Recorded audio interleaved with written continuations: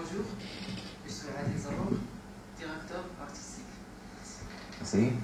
Bonjour, je m'appelle Henri, directeur du centre. Merci. Bonjour, je suis Italie. Je suis Italie. Je suis commerçant. Merci.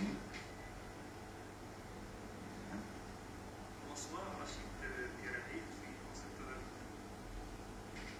Bonsoir, je suis aussi co-directeur général de la société Apex. Merci. Bonsoir, je m'appelle Sika, je suis responsable de l'archivage de la société CDG. Alors, messieurs, je commencerai par cette équipe à ma gauche. Lui poser la question, ne peut-on pas contrôler sa vie? Ne peut-on pas bâtir son futur selon son gré? Allez-y. Oui, bien sûr, comme vous connaissez, je peux commencer par une question très pertinente. Est-ce que vous êtes maintenant, est-ce que vous êtes satisfait de votre situation actuelle? Comme vous le connaissez, ça ne se dit pas de cette façon. Il veut dire, là, il veut, disons, introduire, commencer son intervention. Et avec ça, c'est une traduction littérale et directe de l'arabe, comme vous le connaissez. On dit en français comme vous le savez. Comme vous le savez. Il dit pas comme vous connaissez. On peut le lire, mais le mieux c'est comme vous le savez. Parce qu'il y a une différence entre le verbe connaître et le verbe savoir. Le verbe connaître et le verbe savoir. Il y a une différence d'utilisation et de contexte pour chacun de ces verbes. Alors, l'expression en français, on dit comme vous le savez, et non pas l'autre utilisé par ces échos. C'est une, disons, activité extraordinaire de découvrir les emplois différents de connaître et de savoir. Mais disons de façon générale que là, on parle du savoir, l'information, et là, c'est la connaissance plus profonde. On dit par exemple connaître une personne et non pas savoir une personne. La connaître, c'est plus profond. C'est avoir une relation avec elle, des relations avec elle et l'aimer, peut-être partager des bons souvenirs avec cette personne. C'est ça, connaître la personne. Sinon, avoir des contacts, au moins des contacts. On dit aussi connaître une ville, connaître une ville, connaître une ville, connaître un pays. On dit connaître son métier, quelqu'un qui connaît son métier. C'est plus que le savoir intellectuel. C'est de la maîtrise, c'est aussi de l'expérience, c'est très profond. La connaissance, elle est très profonde que le savoir, vous le savez plus que moi. Alors, ici, c'est savoir. Savoir les tables de multiplication. Je sais conjuguer, par exemple, savoir les tables de conjugaison, je sais conjuguer le verbe. Alors, c'est ça, c'est la différence entre savoir et connaître. Et ici, il fallait commencer par comme vous le savez. Ayez toujours ça comme introduction et corrigeons cette première erreur, comme vous le savez.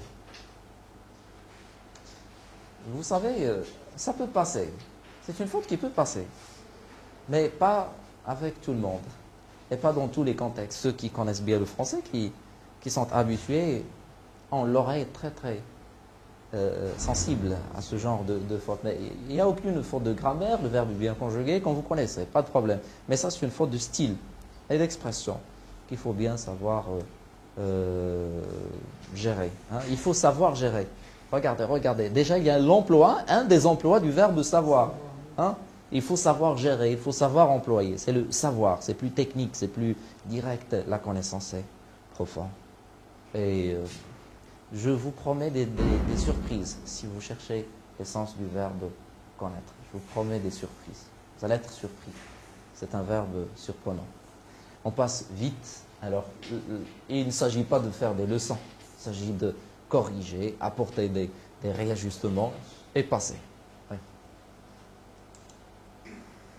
La question, bien sûr, qui me paraît pertinente, chacun parmi nous, il n'est pas satisfait de sa vie. C'est-à-dire quoi? C'est-à-dire... Il y a une petite incohérence. Je ne l'appellerai pas faute. Un petit problème. Il vient de dire, alors excusez-moi, je reviens pour que vous puissiez le... Alors c'est 48 minutes 58.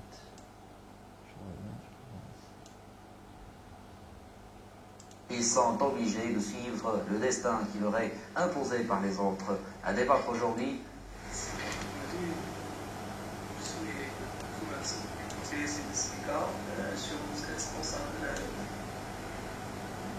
Bien sûr, vous connaissez, je peux commencer par une question très pertinente. Est-ce que vous êtes satisfait de votre situation actuelle? La question, bien sûr, qui me paraît pertinente. Chacun parmi nous, il n'est pas satisfait de sa vie. C'est-à-dire... Chacun parmi nous, il n'est pas satisfait de sa vie. Chacun parmi nous, il n'est pas satisfait. Oui, je viens de dire que ça, c'est une incohérence. Si c'était l'écrit, ce serait une faute. Si c'est à l'écrit, on ne va pas dire chacun parmi nous.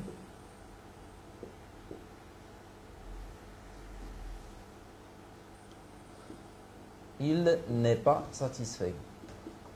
Quel est le problème ici? Y a-t-il quelqu'un qui peut m'expliquer, apporter la correction? Oui, allez-y, Idriss. Pas? Il y a deux...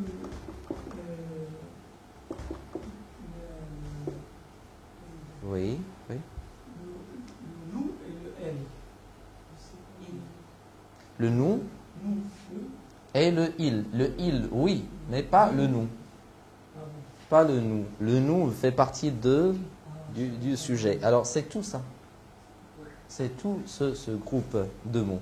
Chacun parmi nous. Ça joue. Oui. Et si ce n'est pas un groupe nominal, chacun, c'est ce qu'on appelle un pronom indéfini. Et parmi, c'est un adverbe. Et là, c'est parmi nous. Ok, tout ce groupe, ça forme le sujet. Et le sujet essentiel, c'est chacun. D'accord? C'est vrai, il, c'est la deuxième reprise du même sujet. Alors, à l'écrit, ce n'est pas acceptable de mettre deux sujets, et qui sont les mêmes, qui sont exprimés deux fois pour le même verbe. Le même verbe. Non, il faut dire directement, chacun parmi nous n'est pas satisfait de sa vie. Au lieu aucun de nous est satisfait. Aucun de nous n'est satisfait. Aucun. Alors là, on va peut-être entrer dans la négation. Et ce serait une bonne chose. Hein. Aucun de nous n'est satisfait. On peut le dire d'une autre façon. Personne n'est satisfait. Oui. Personne n'est satisfait. Aucun de nous. Oui. D'autres reformulations, c'est une bonne chose. N'est satisfait. N'est satisfait. Ou personne d'entre nous. Vous savez, c'est très important de prendre des traces écrites aujourd'hui. Et je vous propose, je vous prie de bien vouloir prendre vos stylos et quelques traces écrites. C'est très important pour pouvoir capter, parce qu'il y aura un flot d'informations qu'il faut réinvestir par la suite, qu'il faut savoir tracer et réinvestir par la suite, sinon vous pouvez prendre ce que les autres mettent. Alors, personne d'entre nous n'est satisfait. Satisfait.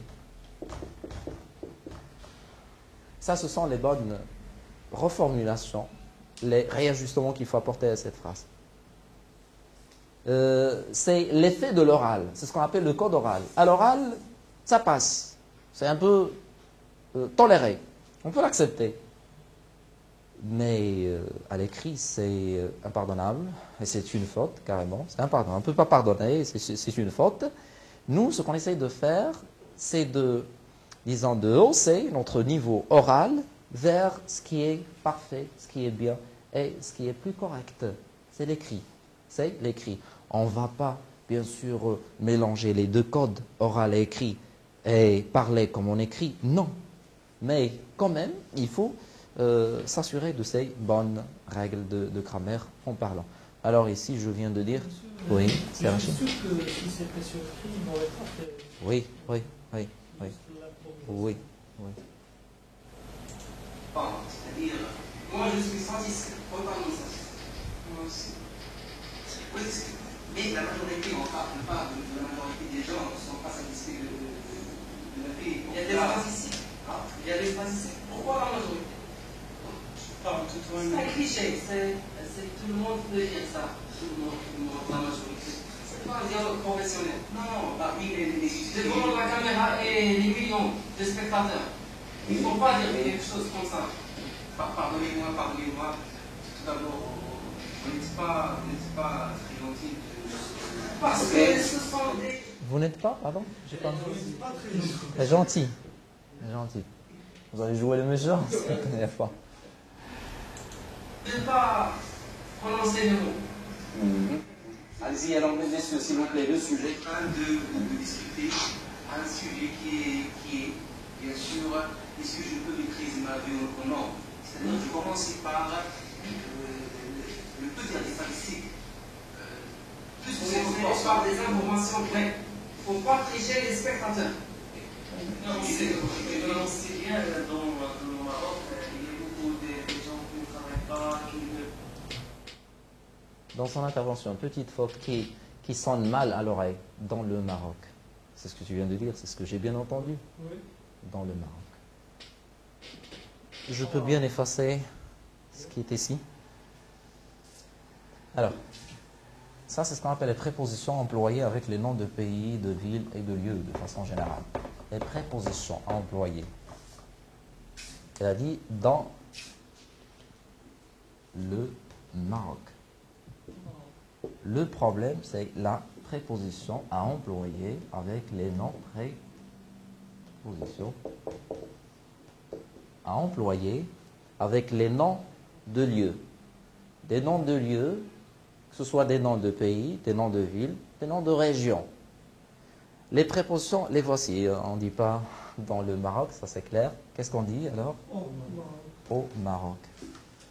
Et quelle est la préposition alors? C'est un A plus le qui donne la préposition contractée ou c'est au Maroc.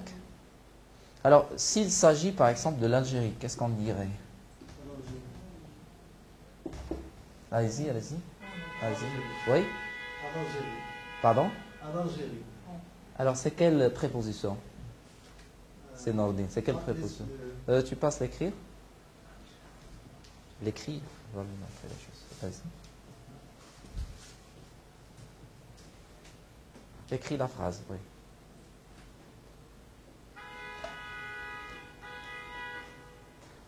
Nordine, peux-tu bien te concentrer sur cette phrase, ce que tu viens d'écrire? Est-ce que tu as déjà vu ça? Tu l'as déjà rencontré dans un article, dans un rapport, toi qui lis beaucoup les rapports et qui présente beaucoup. Est-ce qu'on dit à l'Algérie? Alors quelle est la vraie ou en Algérie? C'est en Algérie. Vous savez, ce que je viens d'utiliser avec lui, c'est sa concentration visuelle. C'est son pouvoir et son intelligence visuelle. J'étais sûr qu'il allait trouver la réponse. Et qu'une fois la fausse phrase devant ses yeux, il allait, j'en étais sûr, il allait se dire qu'il y a quelque chose qui ne va pas. Lui, il est très habitué aux articles, il lit, il fait des rapports, et à chaque fois il trouve en Algérie et autres, je ne vais pas anticiper. Alors, en Angleterre, ça n'existe pas. Dans son inconscient, ça n'existe pas. C'est quelque chose qui fait partie de l'erreur. Alors, c'est pas l'Algérie, c'est en Algérie. Ce qui veut dire qu'on a une deuxième préposition. Alors, avec au, en, qu'est-ce qu'on dirait si, par exemple, il s'agit d'Agadir ou de Rabat? Oui, à Rabat. On dira que c'est... Alors, j'ai dit de façon générale les noms de lieux, pays, ville, région ou autre. À Rabat.